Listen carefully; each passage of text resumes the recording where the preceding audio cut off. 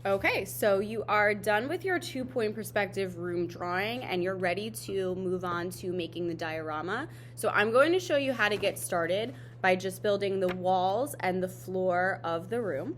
What you need are 2 pieces of 9x12 construction paper in whatever color choice you want the walls and floor to be, a glue stick, and a pair of scissors. That's it.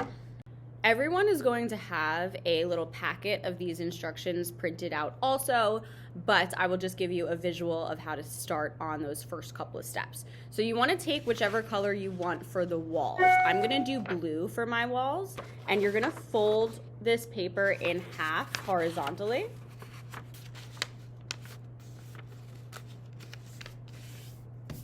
And then open it back up like this. From here, we're gonna fold it again from the bottom almost all the way to the top. You wanna leave a couple of inches at the top.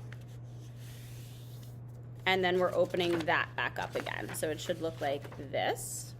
Then we're gonna take our scissors and we're gonna cut along this bottom crease right here and only up until that fold. You don't wanna cut past that, okay? So we cut the bottom crease and now we should be able to fold the paper like this. So we have our 2 walls and our corner. Now that we have this, we're gonna take our glue stick and we're gonna glue this down. So I'm just gonna open it back up, apply some glue to the bottom here so that it will stick, and press that down. Make sure you press it down for a good 20 to 30 seconds. Now I'm taking my piece that I need for the floor and I'm gonna fold this in half vertically again, open it back up, and I'm gonna cut down this line in the middle so that it's in 2 pieces. So I've cut it in half and now I have 2 pieces. One of the pieces I can just save for another use, and the second piece is gonna get glued down to be our floor. So I'm gonna take this and I'm gonna glue it to this bottom piece here. Just gluing this down and making sure the floor goes evenly into the walls.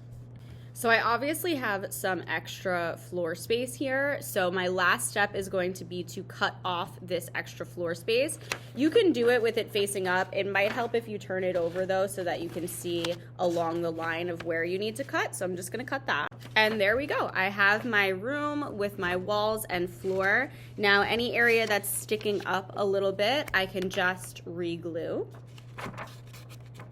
and make sure that it is really stuck down.